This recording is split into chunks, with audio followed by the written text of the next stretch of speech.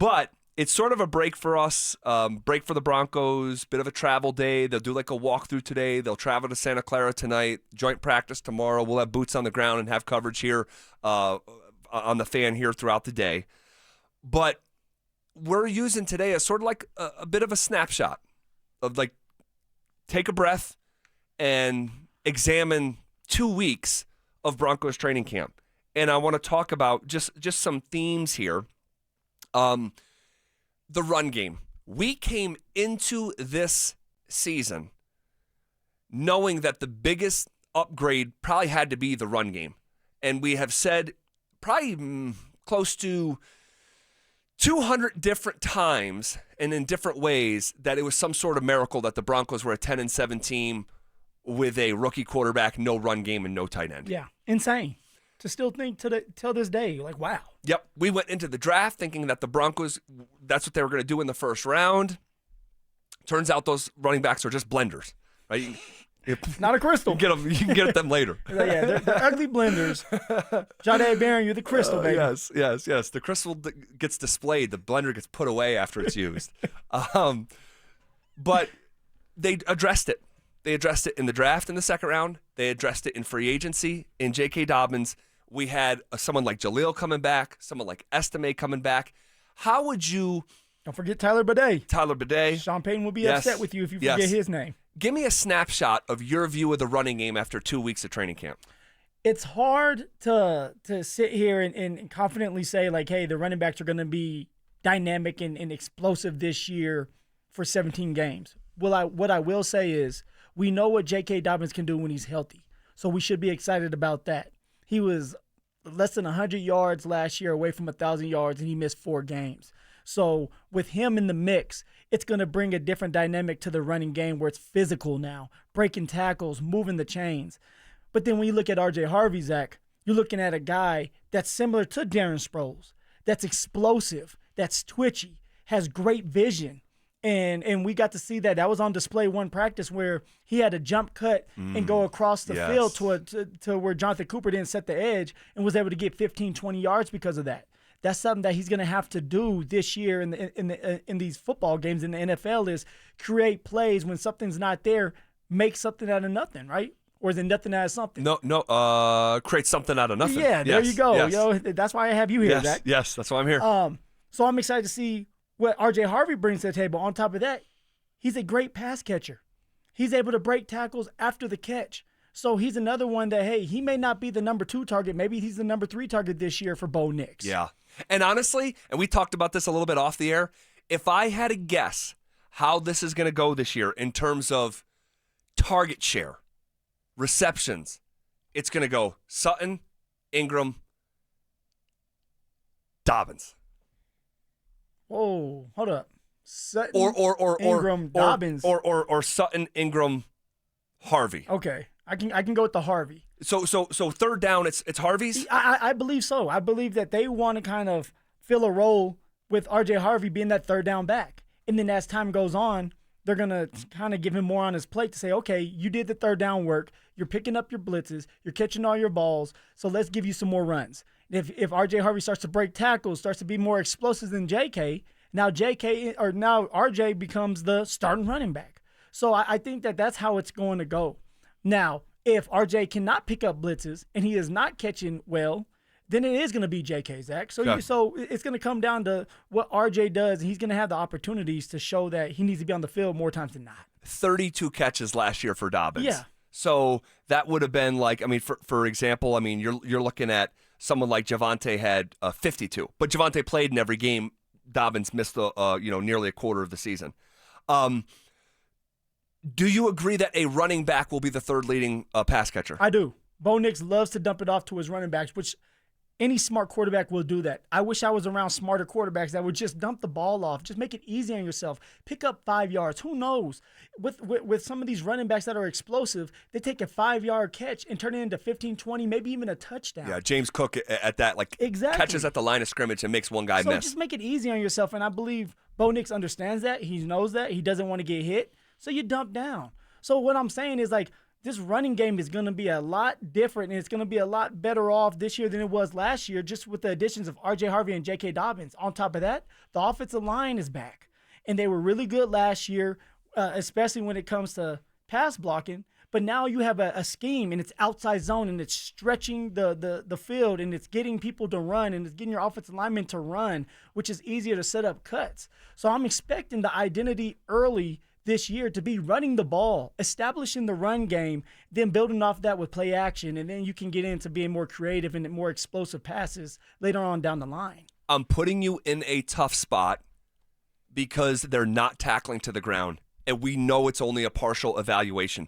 But are you pleased in a snapshot form after 2 weeks? Are you pleased with what you've seen from the ground game? Heck yeah. I am pleased of what I see so far. It's night and day of last year already. I know that as long as J.K. Dobbins stays healthy, he's going to be a great asset to this team. I know that R.J. Harvey is going to come around and be a really good running back. It may not show right off the bat, but later on, week 7, week 8, week 10, when he starts to get his feet under him, he's going to be really good in this league, and he has that contact balance. I was actually watching some film on him today in college, and he breaks a lot of tackles. This is Harvey? Yes, Yep. R.J. Harvey. He Yep. breaks a lot of tackles, and a lot of these guys have tried to hit him and hit him hard. He bounces off of them. So if you go into it in the mindset, if you're a defensive player, because he's a smaller guy, he's not tall, he's smaller, and you think you can just hit him, he's going to break for a couple of big-time plays because of that, because you're not wrapping him up, and he has big legs, a big lower body. He does have a huge lower body. So if I had to put a grade on it, Zach, right now until they get tackled, I would put a B-. Like, I'm pleased. A B- in my eyes is really good. Sure. Go out there and show that you can pick up a blitz, break some tackles, that the offensive line is really moving the defenders, the defensive linemen. Then I'll give you a B+, A-. Yeah, and then we'll see how it looks in the joint practice. Yeah. We'll get the correspondence back from Santa Clara, and then ultimately how it looks in actual game, an actual game on Saturday. The pass game, snapshot after 2 weeks. I'm going to let you go, man. I'm going to let you go with this one first. Yeah. Convenient. Woo. I would say the pass game has been, I would describe it as competent. I would not describe it as explosive. I would describe it as oftentimes disjointed. So competent, not as explosive as you would like, sometimes disjointed. A little bit disappointed so far? Are you disappointed in the pass game as of right now? I know it's early. Guys, it's early. No, not too much, because I think, well, you know, to a certain degree, you know, I'd like to see Mims a little bit more involved, like from the expectation standpoint when we were coming in. Here's a real statement, a literal statement.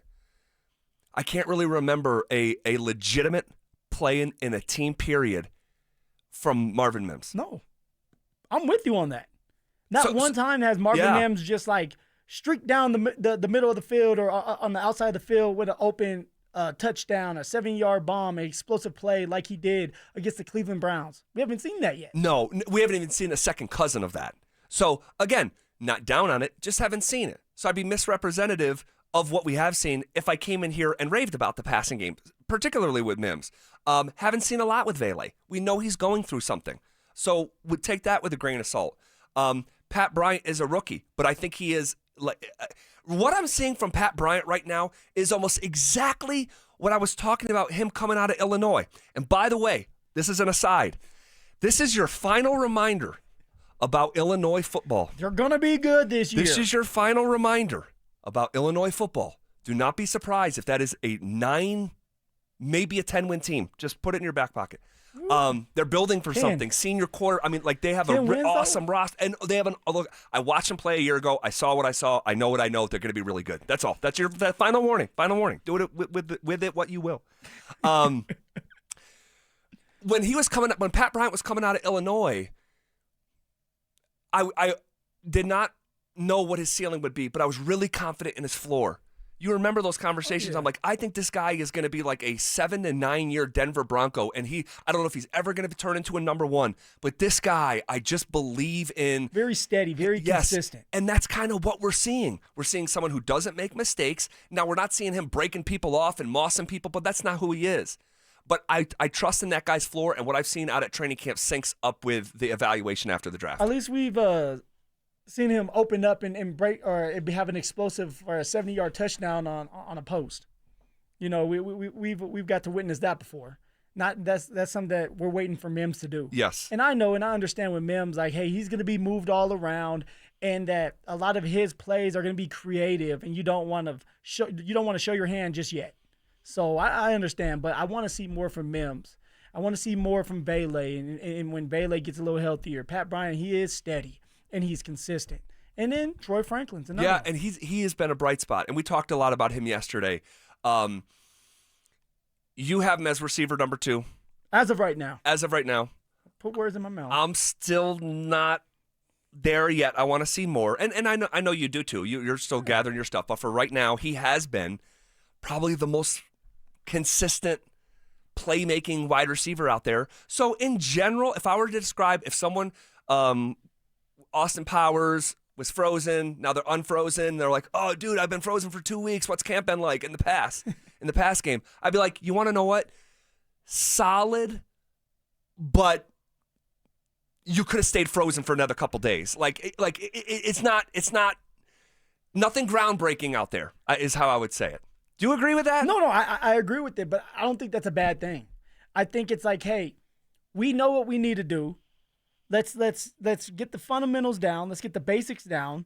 And as time goes on and the preseason's over, and now we're getting ready to play a real life game, and you're scheming and you're going through film and you're dumbing the playbook down to maybe 30 plays, it's going to be a lot different. And now you're going to be a lot more like involved, and it's going to be a lot more creative, and you're going to try to get people having those one-on-one opportunities. It's just different right now.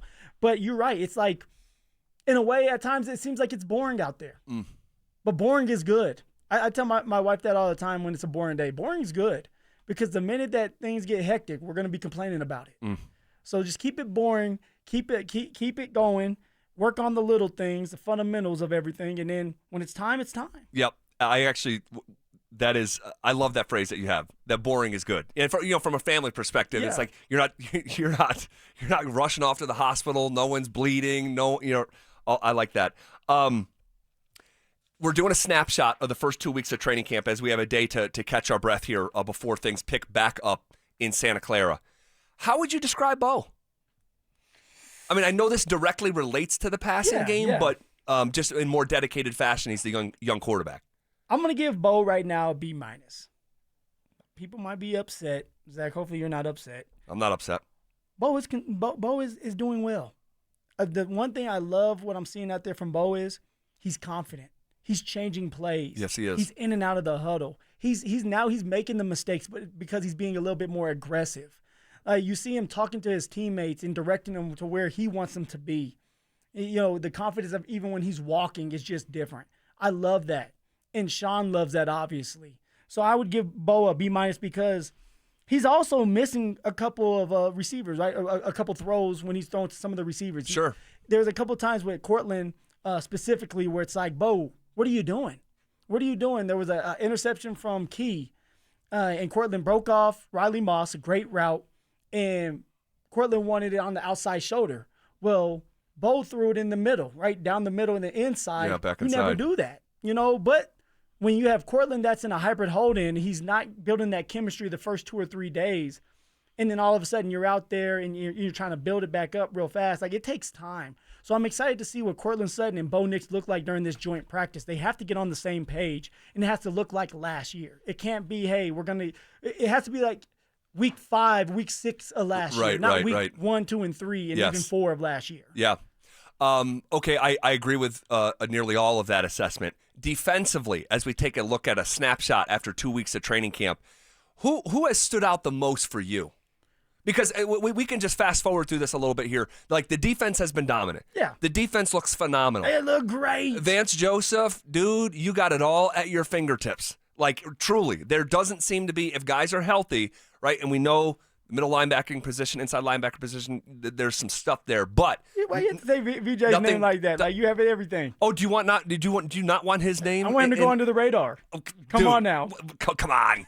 Come on. VJ, you have everything now. Dude, this is, if the Broncos defense can maintain who they were through most of last season, we know it fell off a little bit, but if they can maintain who they were, this is Vance Joseph's last year in Denver. They're going to be the number one defense in the NFL. Top three, potentially number one. I mean, that side of the ball is just absolutely loaded. But within that side of the ball, under that umbrella, who to you has really stuck out? You know, the guy that I'm going to talk about, a lot of people don't talk about him, but he's a key piece to this. He gets to the quarterback. Now, he may not get a bunch of sacks, but he gets to the quarterback a lot, puts pressure on the quarterback, and that's Jonathan Cooper, Jay Coop. Every time I have stepped foot on that football field to watch him, he is getting to the quarterback. He is setting the edge. Now, although there's a couple times where it's like the running back's able to get outside of him, he has done a great job of starring in his role. He's been a vocal leader out there. He is stopping the run. He just looks like a different person this year. And now I believe it's not going to be about Jonathan Cooper getting 10 sacks. He looks like a guy that may get 12 sacks this year. I agree with this. I would not be surprised if Jonathan Cooper has a phenomenal year. He is working his butt off. And it's showing out there, and he's very consistent. Every single day you're hearing about Jonathan Cooper. You're hearing about his name. You're hearing about what he's doing off the field, and it's all about a team player. And that's what it looks like out there. But he's also going to make some noise for himself. So Jonathan Cooper is my guy right now. I really like that one. Co-sign everything that you just said. For me, I'll go with Zach Allen. I mean, he is just consistently getting a push. And when you get a push from the middle and you have edge rushers like Benito and Cooper, there's nowhere to go, dude. You're in jail when you get a push from the middle. And I think Zach Allen has had as good of a summer